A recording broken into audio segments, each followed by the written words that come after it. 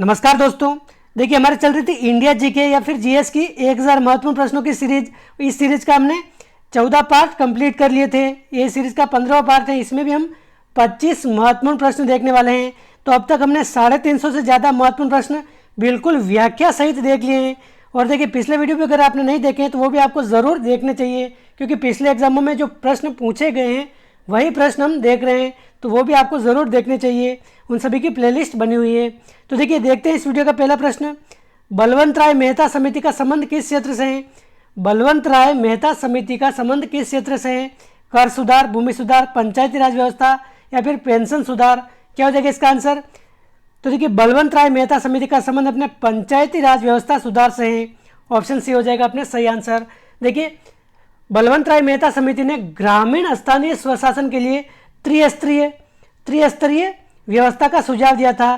त्रिस्तरीय व्यवस्था का सुझाव ये भी पूछा जा सकता है। तो अपने पंचायती राज व्यवस्था सुधार से इसका हो जाएगा सही आंसर। अगला प्रश्न है, द्वितीय पंचवर्षीय योजना में किसे महत्व दिया गया था? तो देखिए दूसरी पंचवर्षीय योजना में अपने किसे महत्व दिया गया था? उद्योग, कृषि, ऊर्जा या शिक्षा? क्या हो जाएगा इसका आंसर? तो देखिए द्वितीय पंचवर्षीय योजना में अपने उद्योग को महत्व दिया गया था। उद्योग को। देखिए द्वितीय पंचवर्षीय योजना का अगर पूछा जाए कालक्रम क्या था, 1956 से 1961 तक ये द्वितीय पंचवर्षीय योजना थी। और देखिए प्रथम पंचवर्षीय योजना जो थी अपने 1951 में शुरू हुई थी, उसमें कृषि को महत्व दिया गया था।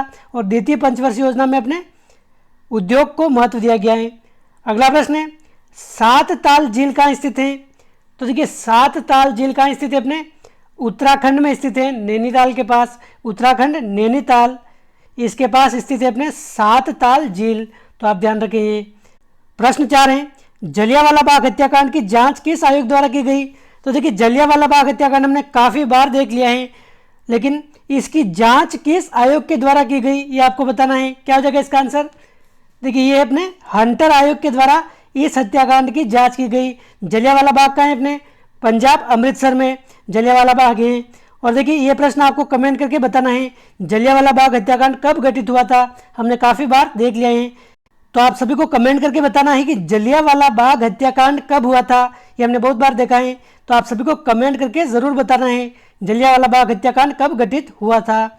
अगला प्रश्न है, भारत पाकिस्तान का विभाजन किस योजना के तहत किया गया? तो देखिए भारत पाकिस्तान का विभाजन किस योजना के तहत किया गया? ये अपने हो जाएगा माउंटबेटन योजना।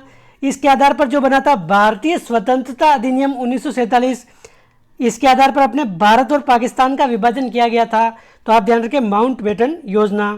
प्रश्न 6 है, एस्टिग्मेटिज्म यानी कि अबिंदुकता मानव शरीर के किस अंग को प्रभावित करती है? तो देखिए अबिंदुकता अपने मानव शरीर के किस अंग को प्रभावित करती है? पेट, गला, आंख या आमाशय? इसका आंसर क्या हो जाएगा? आंख को प्रभावित करती है। ऑप्शन सी आंख। देखिए अबिंदुकता क्या होती है? दृष्टिपटल पर प्रकाश बिंदु का फोकस नहीं बन पाता है, तो अपने आंख को प्रभावित करती है अबिंदुकता। तो आप ध्यान रखें ऑप्शन सी। अगला प्रश्न है, किस राजवंश के द्वारा चौथ कर वसूल किया जाता था? तुलु, संगम, मुगल या मराठा? तो देखिए चौथ कर किसके द्वारा वसूल किया जाता था? अपने क्या हो जाएगा इसका आंसर? चौथ कर ये अपने मराठा के द्वारा वसूल किया जाता था। तो ऑप्शन डी हो जाएगा अपने सही आंसर। चौथ कर क्या होता था? कुल राजस्व का एक चौथाई कर चौथ कर कहलाता था, जो अपने मराठा वसूल करते थे 17वीं 18वीं शताब्दी में मुख्य रूप से। तो आप ध्यान रखिए मराठा हो जाएगा इसका सही आंसर। अगला प्रश्न है, तीसरी बौद्ध संगीति किसकी अध्यक्षता में संपन्न हुई? तो देखिए बौद्ध संगीति के बारे में बहुत सारे प्रश्न पूछे जाते हैं। तो तृतीय बौद्ध संगीति सबसे पहले तो आपको ध्यान रखना चाहिए, पाटलिपुत्र में तृतीय बौद्ध संगीति का आयोजन हुआ है। हमने पहले देखा था पाटलिपुत्र में तीसरी बौद्ध संगीति का आयोजन होता है। और उस समय मगध का सम्राट कौन था? अशोक था, अशोक। और किसकी अध्यक्षता में यह आयोजित हुई थी? मोगलीपुत्र तीस की अध्यक्षता में तीसरी बौद्ध संगीति का आयोजन होता है। तो ऑप्शन फर्स्ट हो जाएगा अपने सही आंसर। अगला प्रश्न है, देखिए पाटलिपुत्र में अगर पूछा जाए तीसरी बौद्ध संगीति का आयोजन तो होता है, लेकिन प्रथम जैन सम्मेलन अगर पूछा जाए, प्रथम जैन सम्मेलन प्रथम कहाँ हुआ था? तो ये भी अपने पाटलिपुत्र में ही हुआ था। पाटलिपुत्र में तीसरी बौद्ध संगीति और प्रथम जैन सम्मेलन ये दोनों कहाँ होते हैं? अपने पाटलिपुत्र में होते हैं। प्रश्न 9 है, न्याय दर्शन के संस्थापक कौन है? तो देखिए न्याय दर्शन के संस्थापक कौन है? महर्षि गौतम या फिर महर्षि गौतमी। ऑप्शन बी हो जाएगा अपने एकदम करेक्ट आंसर। देखिए 6 वैदिक जो दर्शन है उनमें से एक है न्याय दर्शन, इसके संस्थापक कौन है? महर्षि गौतमी। अगला प्रश्न है, गोलकुंडा का किला कहाँ स्थित है? तो देखिए गोलकुंडा का किला कहाँ स्थित है? तेलंगाना, आंध्र प्रदेश, कर्नाटक या तमिलनाडु। तो देखिए गोलकुंडा का किला क्या हो जाएगा? आंसर आप कमेंट करके बता सकते हैं। ये अपने कहाँ स्थित है? हैदराबाद। हैदराबाद ये कहाँ है? अपने तेलंगाना। तो अपने तेलंगाना राज्य में स्थित है गोलकुंडा का किला। अगला प्रश्न है, मोहनजोदड़ो की खुदाई यानी कि उत्खननकर्ता कौन थे? मोहनजोदड़ो के उत्खननकर्ता कौन थे? ये थे अपने राखाल दास बनर्जी। ऑप्शन बी, राखाल दास बनर्जी थे अपने मोहनजोदड़ो के उत्खननकर्ता। और देखिए एक प्रश्न हमने पहले देखा था, मोहनजोदड़ो का स्थानीय नाम क्या है? स्थानीय नाम क्या है अपने? मृतकों का टीला। मृतकों का टीला ये किसे कहते हैं? अपने मोहनजोदड़ो को कहते हैं मुर्दों का टीला। और ये कहाँ स्थित है? पाकिस्तान के सिंध प्रांत में। अगला प्रश्न है, हर्यंक वंश का संस्थापक कौन था? हर्यंक वंश का संस्थापक चंद्रगुप्त मौर्य, बिंबिसार, अशोक या शिशुनाग। क्या हो जाएगा इसका आंसर? हर्यंक वंश का संस्थापक कौन था? अपने बिंबिसार था। ऑप्शन बी, बिंबिसार बौद्ध धर्म को मानने वाला था यानी कि बौद्ध अनुयायी था। और राजगृह जहाँ पर पहली बौद्ध संगीति होती हैं, राजगृह को राजधानी बनाने वाला भी कौन है? अपने बिंबिसार ही है। अगला प्रश्न है, रामकृष्ण मिशन की स्थापना कब हुई? रामकृष्ण मिशन की स्थापना कब हुई है? अपने 1897 में। ऑप्शन सी हो जाएगा अपने एकदम करेक्ट आंसर। 1 मई 1897 को रामकृष्ण मिशन की स्थापना हुई है।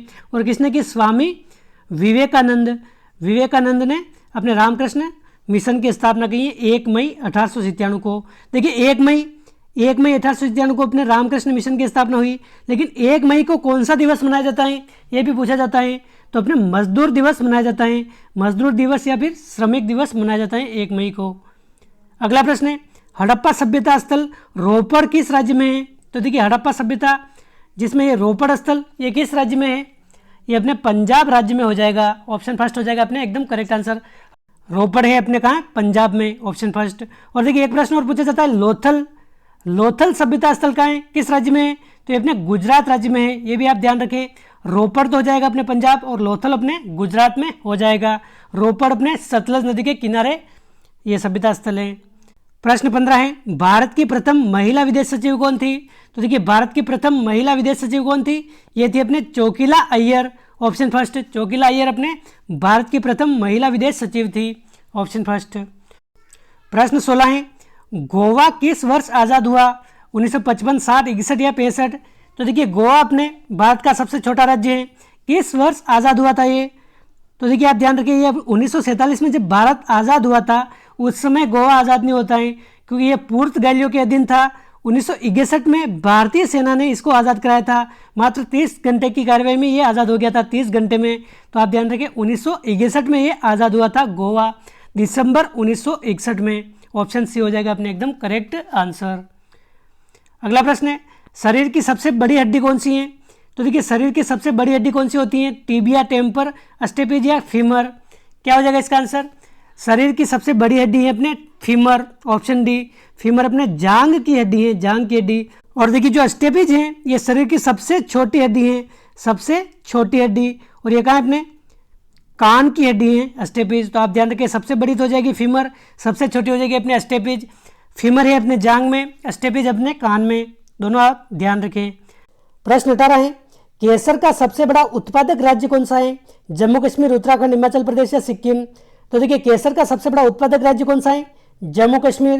देखिए जम्मू कश्मीर भी वर्तमान में राज्य नहीं है, केंद्र शासित प्रदेश है, लेकिन केसर का सबसे बड़ा उत्पादक है जम्मू कश्मीर। तो आप ध्यान रखें ऑप्शन फर्स्ट। और अपने एप्पल अगर पूछ ले तो एप्पल का भी सबसे बड़ा उत्पादक कौन है? अपने जम्मू कश्मीर ही है। केसर और एप्पल का अपने सबसे बड़ा उत्पादक केंद्र शासित प्रदेश या फिर राज्य कौन सा है? अपने जम्मू कश्मीर है। दोनों बात आप ध्यान रखें। अगला प्रश्न है अपने, शिव समुद्रम जलप्रपात किस नदी पर है? तो देखिए शिव समुद्रम जलप्रपात अपने किस नदी पर है? कावेरी नदी पर है। ऑप्शन डी, कावेरी नदी पर अपने कर्नाटक में अपने शिव समुद्रम जलप्रपात है। Option D. अगला प्रश्न है, भारत में अद्वैतवाद का सिद्धांत किसने दिया था? तो भारत में अपने अद्वैतवाद सिद्धांत के प्रतिपादक कौन है? अपने शंकराचार्य। ऑप्शन बी हो जाएगा अपने सही आंसर। अगला प्रश्न है अपने, रुपया नाम का सिक्का भारत में सर्वप्रथम किसके शासनकाल में डाला गया था? तो देखिए रुपया नाम का सिक्का सर्वप्रथम शाहजहां, जहांगीर, शेरशाह सूरी या अकबर, क्या हो जाएगा इसका आंसर? तो देखिए वर्तमान में भारत की मुद्रा का नाम क्या है? रुपया। लेकिन सर्वप्रथम किसके शासनकाल में डाला गया था? शेरशाह सूरी के शासनकाल में रुपया नाम का एक चांदी का सिक्का चलता था उस समय, चांदी का सिक्का। तो आप ध्यान रखिए अपने शेरशाह सूरी, ऑप्शन सी। अगला प्रश्न है, चाय का सबसे बड़ा उत्पादक राज्य कौन सा है? उड़ीसा, पश्चिम बंगाल, असम या तमिलनाडु, क्या हो जाएगा इसका आंसर? चाय का सबसे बड़ा उत्पादक राज्य कौन सा है? असम, ऑप्शन सी हो जाएगा अपने एकदम करेक्ट आंसर। असम की चाय प्रसिद्ध है और सबसे बड़ा उत्पादक राज्य भी कौन सा है? असम है।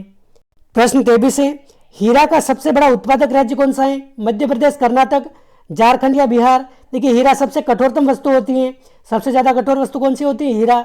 इसका सबसे बड़ा उत्पादक राज्य कौन सा है? मध्य प्रदेश हो जाएगा इसका सही आंसर।